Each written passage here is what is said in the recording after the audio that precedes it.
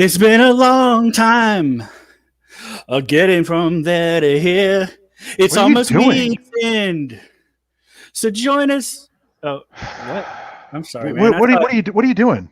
You told me we needed intro jingle music. I'm trying to make. I'm trying to read better. Star Trek over here. I'm trying to read my Star Trek. Stop interrupting me. All right. Well, I will try better next week. We'll see what happens. Okay. I guess it's time for week's end. It is time for week's end. If you didn't know, I tried to even remix it up with a little. It's time for week's end. It's definitely time for this week to end, which means it's time for me to talk to Graeme about nerdy stuff. So welcome to the show, everybody. Welcome to the show, friends, family, dignitaries, royals. I'm sure. I know they've had a busy day, but they're probably tuning in anyway. And we're really excited to have you all here. That may have been a little too soon for a dead royal joke, but anyway, let's get started. Today, as you can tell from our T-shirts, which are dun, dun, dun, dun. Ryan, what you're supposed to wear a Star Trek T-shirt. This is legit latest. It's not. That's Harry Potter. We've talked about this. Oh no, that's Battlestar Galactica. Anyway, the point is, today we're going to talk all about Star Trek, which I love Star Trek, and we are very lucky. This is Graham's time to shine. This is my time. This is it, people. This is what I mean. You don't have stuff like this kicking around without being a full-fledged Star Trek fan. Wait a minute. Is that holograms and signatures? Good God, man, that's serious. You don't have priceless valuables like that. Now, let's get the show started. Can you bring on the guest, please? Yes, we're jumping right in this week, folks. Once again, I'm going to reorganize using transporter technology.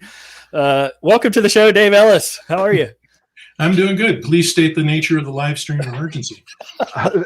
Yes, thank you, Doctor. It is great to have you here. Love the uniform. Why don't you tell us a little bit about? It's funny, men don't normally say this to each other, but I'm going to word it this way. Tell us who you are and who you're wearing. Nice. Well, Dave Ellis, lifelong Star Trek fan and geek. I was a Star Trek fan before it was cool, and I paid the price for it in junior high and high school. And I am wearing the uniform of the holographic doctor from Star Trek Voyager, including the mobile emitter, because I don't have all emitters in this room. Ladies, now calm down. You can't all have Dave. This is going one step at a time here. I'm sure that they're tripping over each other. That's why we're surrounding Dave. We've got he's got an away team here today, folks. Yeah, I like to cosplay as the doctor because I have the hairstyle down. Nice. Clearly. I like it. Now, Dave, we're gonna go through our favorite Trek, our favorite captain, favorite starship, favorite memory, favorite collectible. We're gonna talk about Lower Deck Season 2. We got a lot to get to here, folks, in the next 27, 30, 32 minutes, whatever it might be. But let's start with some breaking news. Dave, tell us about the breaking news that came out from Paramount today.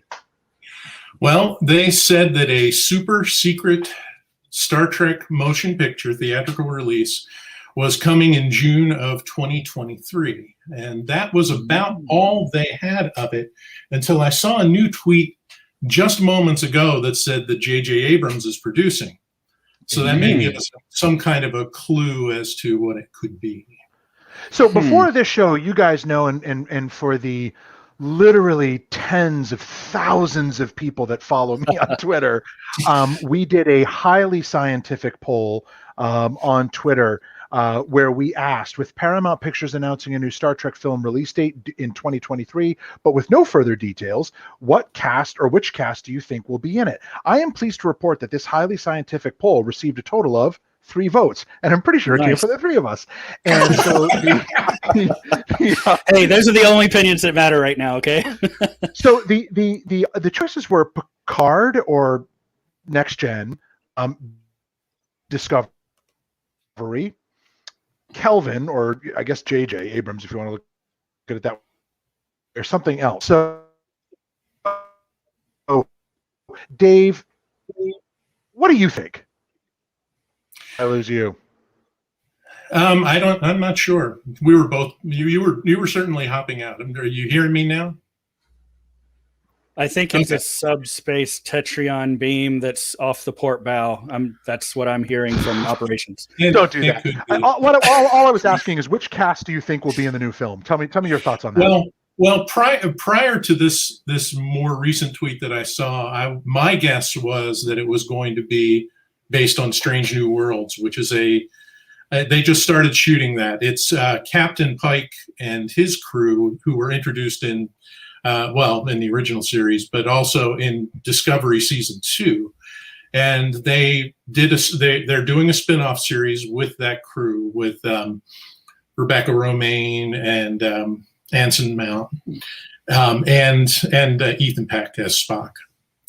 So my guess was that they were going to do that because that would be kind of a back to the basics kind of Star Trek film. But if JJ Abrams is involved, I'm guessing probably Kelvin timeline. Yeah, they've been threatening Ryan, to do that for years, though. Oh, I know. Ryan, what do you think, buddy? My vote was Kelvin too, just because I just didn't feel like they're going to take Discovery there yet. Because I just feel like if they do a film of Discovery, that would mean the end of the series, perhaps. So I'm just wondering, like, I don't know what the lifespan of Discovery is, but they're just now getting into season 4. My take is Kelvin, and I'm hoping it's Kelvin, and I'll tell you why. Because at the end of the last movie, they showed us the construction of NCC 1701A in the Kelvin universe. Now, as we will discuss later, my favorite starship is NCC 1701A. Now, technically, the one that came in the original movies, but my point is I wanted to see that starship. I wanted to see them deliver on that, and I don't think we got to see that. We sort of saw it for a few minutes at the end, right? Or did we only saw the construction? Yeah, it was construction. So I don't know. I'm hoping it's Kelvin. I like the cast. I like the films. I like the Trek tech. I like the ships. I mean, the second movie was a little wonky, but I think all in all, I mean, the first one was some of the best Trek I've ever seen, and I really like them. So I'm hoping they'll do another Kelvin. I like the cast. Yeah, I like the third one the best of those three because it finally felt like that crew had kind of settled into being the characters rather than kind of caricatures of the characters. Yes, I agree with that. And certainly, the second movie, we can just forget about that one. We just got to forget about that. And the first and the third, Well, I mean, I remember being in the theater, and I swear to God, Ryan, you're going to get a chance to talk at some point during this. I remember being in theater watching the first one, and it was like the first 7 minutes of it. I was just hooked. I mean, right, and then when they show it and the thing turns and it says Star Trek, I was like, oh, God. Anyway, Ryan, what do you think? Real brief, I agree that, like, I wish they would have hurried up and got to it being a real crew, just like what you're saying, Dave, because the second film was just JJ trying to be JJ and do a greatest hits that didn't work. And it was like weird. So yeah, I agree. And then they had to use time travel in multiple universes to explain that. And I don't know. So I'm with you. So why don't we get into our favorites? Which one do you want to do first? I think we should jump straight to favorite memory to sort of start from where we all got into Trek. So Dave, why don't you lead us off with that? Yeah. Well, there are a lot of good ones, but it's hard to top. I used to work in video games. I was a video game writer and designer. And the first video game I wrote the story and the script for was Star Trek Klingon Honor Guard. That was back in 1998. Wow. And when we released the game, the whole development team went to Star Trek, the Star Trek experience in Las Vegas and the Las Vegas Hilton. Had the place to ourselves for 3 hours. Oh, wow. Yeah. The ride, Quark's bar, everything. All, free bar, free food. I had every Star Trek drink on that menu. Wow. And that would have been the best memory, except that the lead game designer, myself, and 2 of our producers, after that party was over for that weekend, we spent a couple of days. We drove to Los Angeles, went to the Paramount lot and toured the Deep Space Nine and Voyager sets because they were still shooting. It was last season of Deep Space Nine they were shooting, so I guess they were probably in about season 5 of Voyager at that point. Wow. So we actually got to walk the sets. That's amazing. We got to sit in the captain's chair of the Defiant. Holy cow, are you serious? Yeah, we got to see the engineering deck. That was the most impressive set, by the way, Voyager's engineering deck, because it is as big as it looks. Right. That set's 2 stories tall. We've got the warp core going up. Well, and they had the lifts, that would go from 3 levels, right? Yeah. Amazing stuff. That's really cool. I want to also, can I add on a part B? What's sort of your earliest, when did you get into it? When did you get into Trek? I remember precisely. I was 7 years old. I went down the street to play with my friend Mike, and got down to his house, and he's like, we can play, but we got to watch this show first. It's just coming on. It's called Star Trek. And I'm like, what's that? And he's like, just sit down and watch it. And I watched the episode. It was Galileo 7 of the original series. Instead of staying to play, I left his house, ran home, and said, Mom, Dad, there's this awesome show called Star Trek. It's the best thing ever. So that started me down a long road, if you will, nice. of Star Trek fandom. It's fun that I just reconnected with Mike on Facebook. I hadn't seen him for decades. And I'm like, wow, dude, you have no idea what you started. He was like, holy shit, dude, it was just one time I invited you over for a show. What did I do?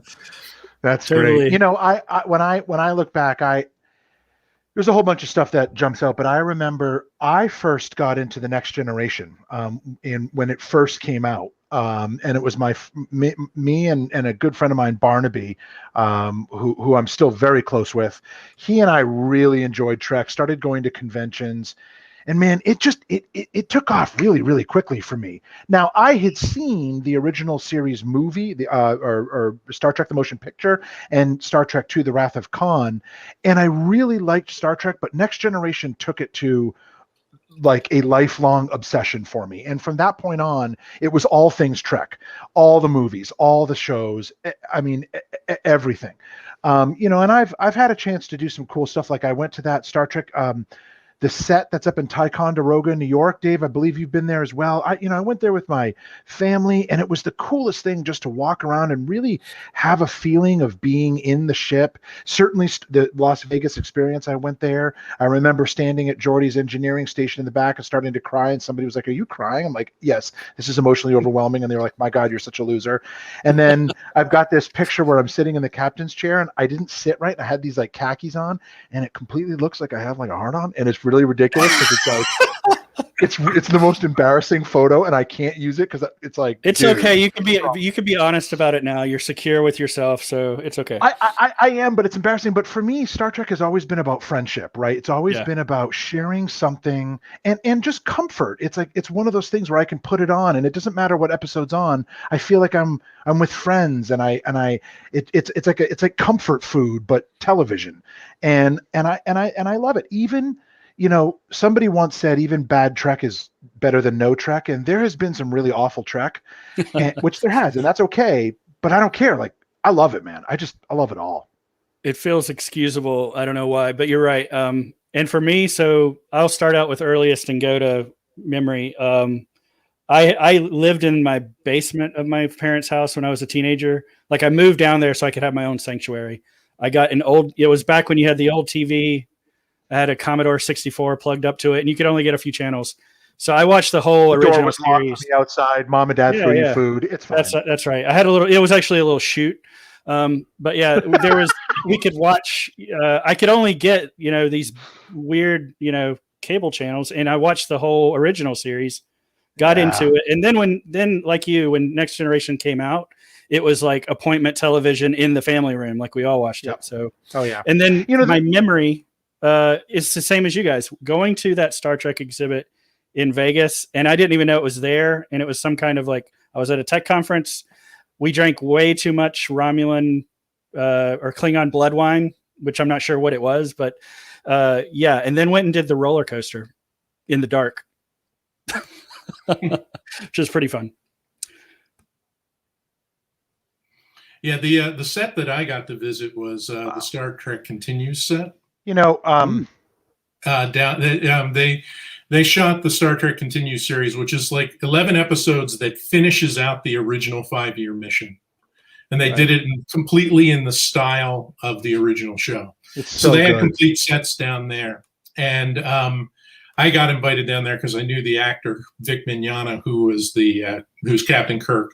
He was the one who started the series, and I worked with him on a game. He did voice acting on a game, so I got invited down there a couple of times while they were filming, and got to be there while they were shooting, and then go and play on the sets to my heart's content between shots. Oh my gosh, that's incredible. You know, another quick memory to share is I think this is the moment I went from being a Trek fan to a total fanatic Trekkie. I went to summer camp as a little kid, and one year my mom bought me, and it's actually sitting right there, the actual one I took with me, Mr. Scott's Guide to the Enterprise.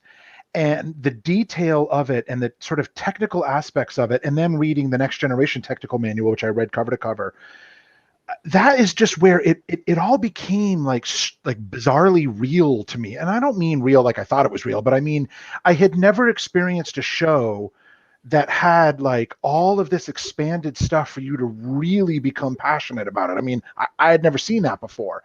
And when it came to things like the original series and the movies and everything else, the intricacies of the plot lines and the diversity of the shows and this kind of like, you know, what the Great Bird of the Galaxy wanted us to see, right? Gene wanted us to see this possible future, and man, I really like that, and that was that's a powerful memory for me. Like, I remember sitting in my bunk at camp reading that book and being like, this is for me. Like, I love this.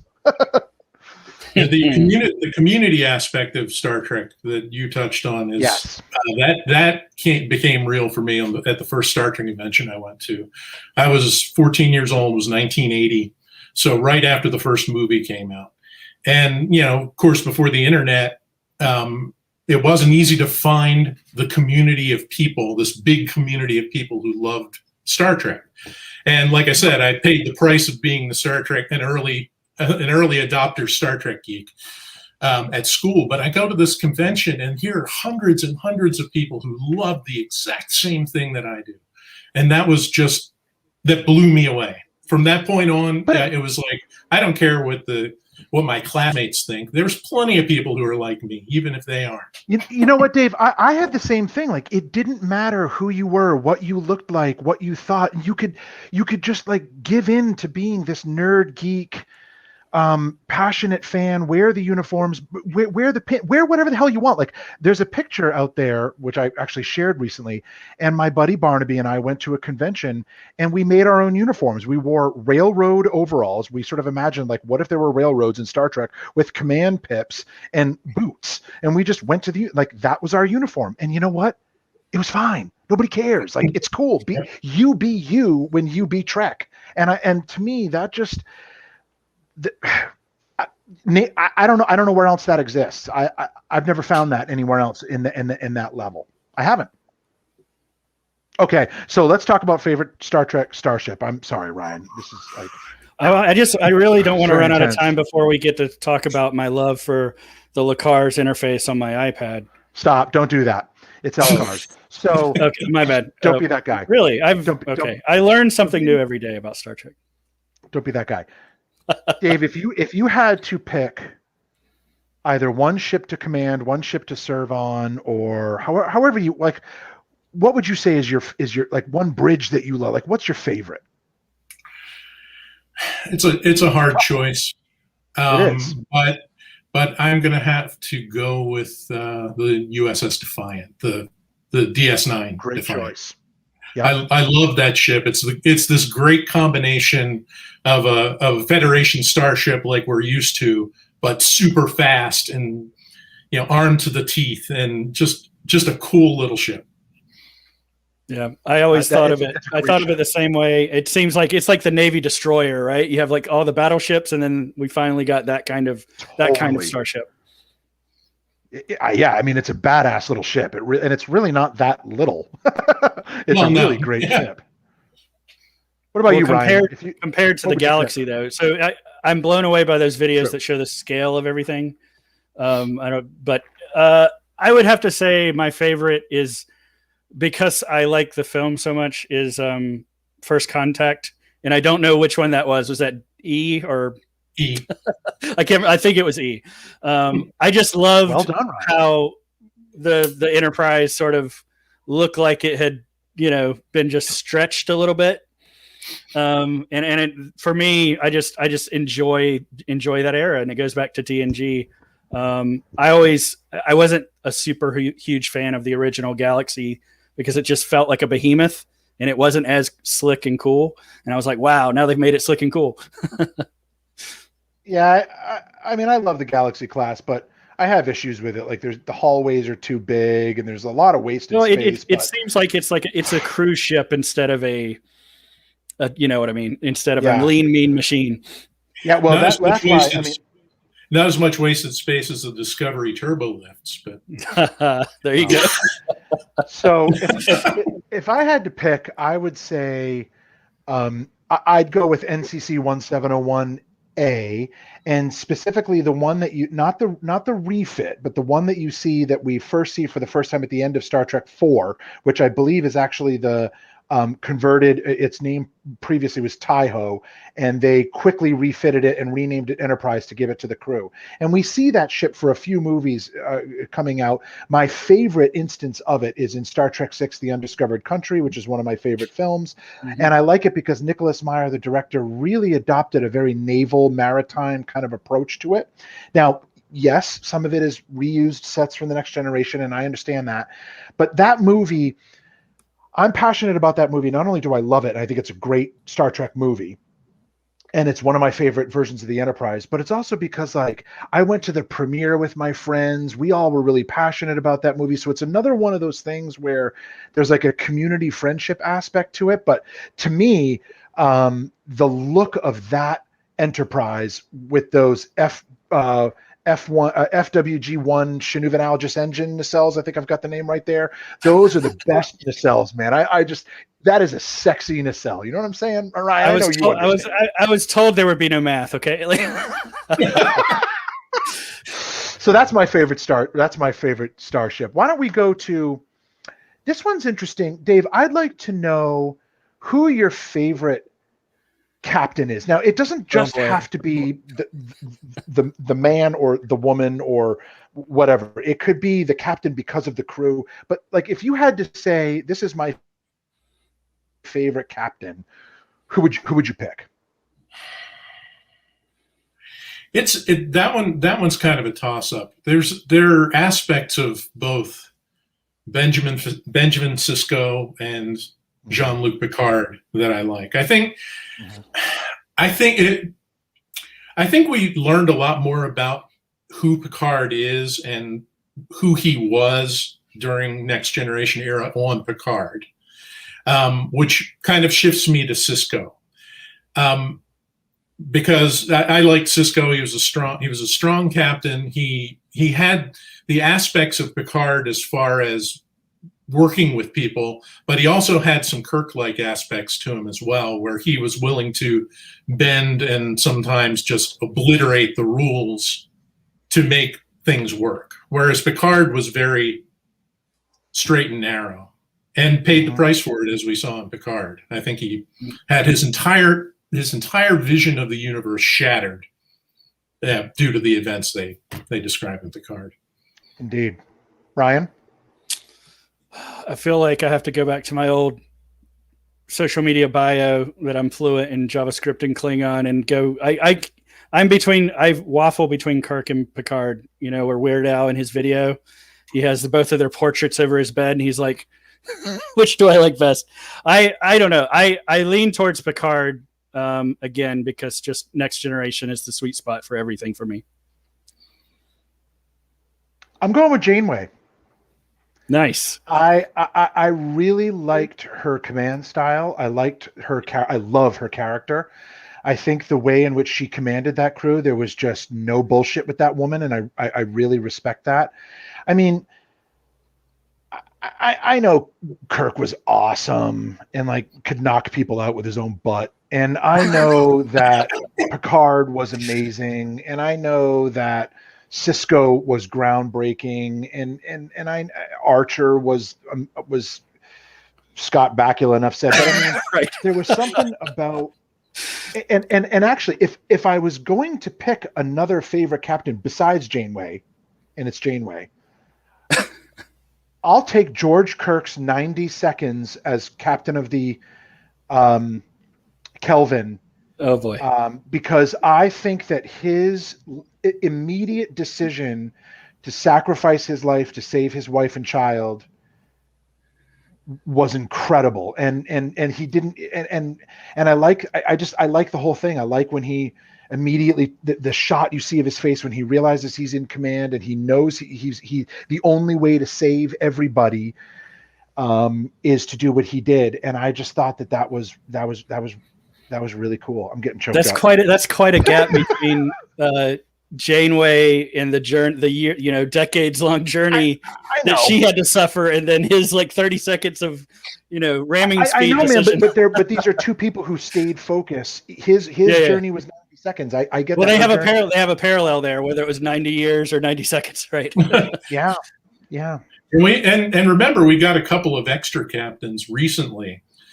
True. And we've got a new Captain Pike who's pretty awesome. Captain Riker, of course, who we get to see briefly in both Lower Decks and Picard. I love the Lower Decks Riker. The outrageous version of Lower Decks everything.